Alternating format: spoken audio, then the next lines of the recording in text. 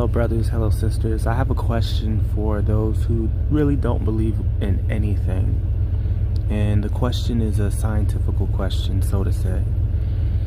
If when we understand that there are three dimensions in our dimension, a dot on a piece of paper is one dimension, and a line is two dimension, and the third dimension is height, width, and time, or depth and time. Now, if there are higher dimensions, fourth, fifth, sixth, and seventh, wouldn't that in turn, in theory, mean that there are creatures in those dimensions, beings that are intelligent like us, or even further intelligent? And if there is a fifth or sixth dimensional being, if a fifth dimensional being looked at the third dimension, wouldn't we look like either a point in time, or a dot, or a line, or just a still frame, a statue possibly?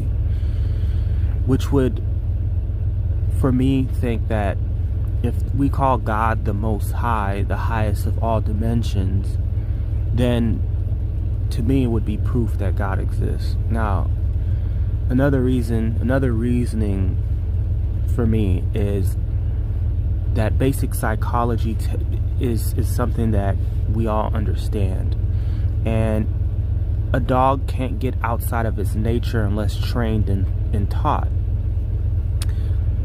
So that means somebody taught human psychologies, because humans can't really see outside of their own nature, and the Bible would be proof of that conversation we've been having with something outside of us, outside of our dimension. It's simply my opinion, but I've thought about it quite a bit. I've always asked this question to numerous people, and they always, I guess we all ponder upon it, because if the Bible is evidence of a higher dimensional being having a conversation with us, then there are higher dimensions, thus there are higher entities. Now the question for me is, what does this higher being want for us? Are we pets? Are we loved ones? Are we friends? So on and so forth. But I hope those who don't really believe in anything can just give it a ponder and, shoot me a message to see their perspective.